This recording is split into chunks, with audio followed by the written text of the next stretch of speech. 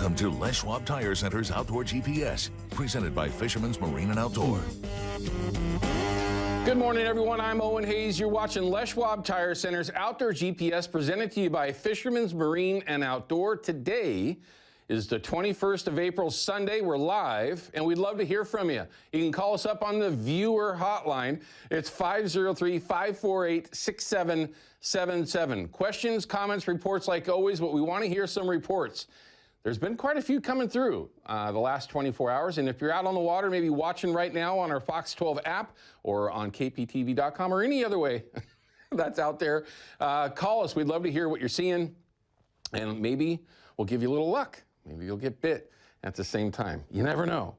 If you're turkey hunting, though, like Jody Smith, who we'll be talking with here in just a little while, it wouldn't be getting bit. It would just having a turkey walk up on you. And we're excited about that. Turkey season's only been open for a handful of days, and Jody's been hunting with his clients every day. And we're going to check in with him and find out how it's been up to this point and find out really what, obviously he's hunting in areas that are different than what most people are going to be hunting in, but it'll give you a good barometer, an idea of how these turkeys are actually acting right now. Where are they at in their process?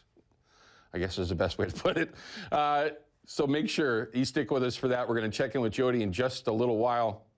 And hopefully, again, I was telling Ryan here before the show that maybe we hear some good things happen while we're on the air talking with Jody. After that, we're going to check in for it's been a little while, and we've only had a chance to interview Jim McNair from Kershaw once.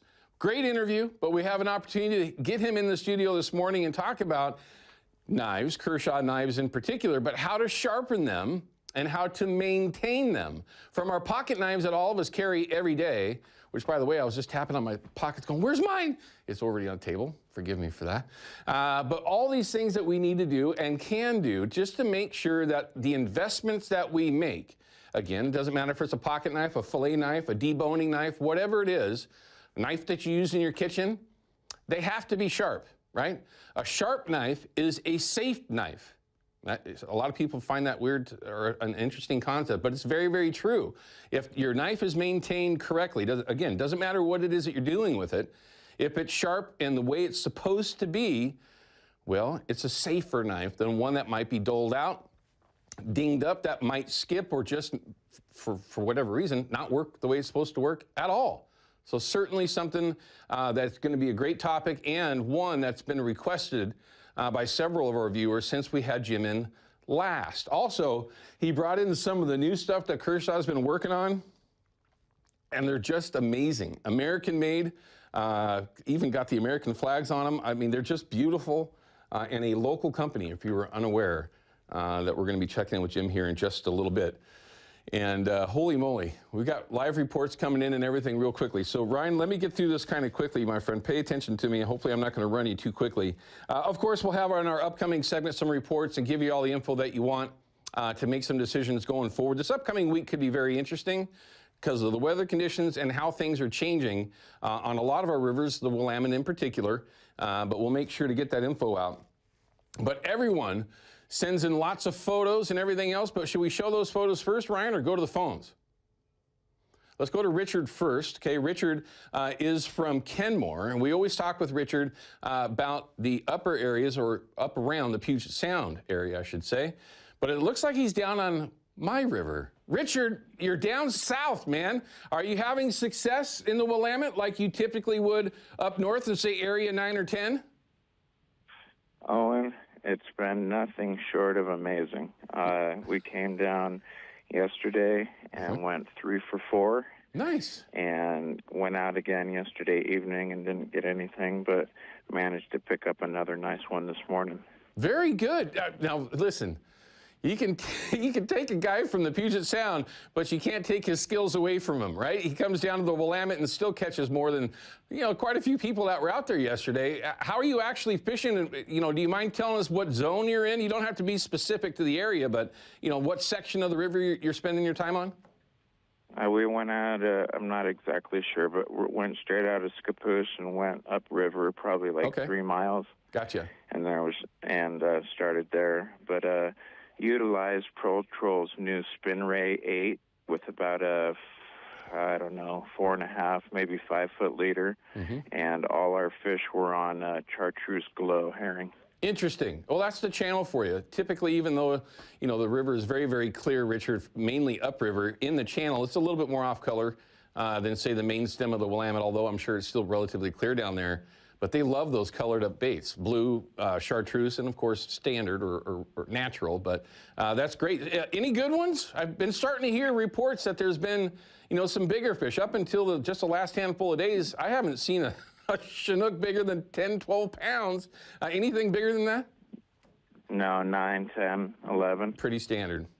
I did get a report yesterday, though, of a confirmed 6, at least it confirmed to the point of good friend, and I know he knows what a real fish is, 16-pounder. So that was nice to hear of that as well. And a 21 was weighed in at Fisherman's Marine over in Oregon City, by the way, just a day or two ago, everyone. So there are some bigger ones that are out there. What's your plan today, Richard? Are you going to continue?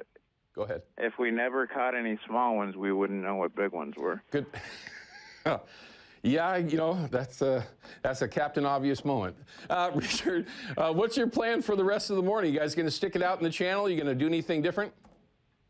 No, I'm going to call this fish good. I got some good eats. I just want to really say thank you to all the Oregon people that are really nice and welcoming down here, waving and sharing their fisheries with me. It's really special to come down here and enjoy something that you guys have. It's really nice. Very cool, Richard. I'm glad you came down and had some success. I hope that I can piggyback on that going throughout this week. We appreciate your phone call, your report. Safe travels when you head back up north, okay? Appreciate it, On. Have a great day. Take care, Richard. Great report. And these are, you know, again, that was a little bit better than some of the reports that I've been getting, of course. A 3 for 4, that's darn good, no question about it. But it's just a thing where you got to kind of hope that things are improving. Should we take another one here? We got Mark from Milwaukee.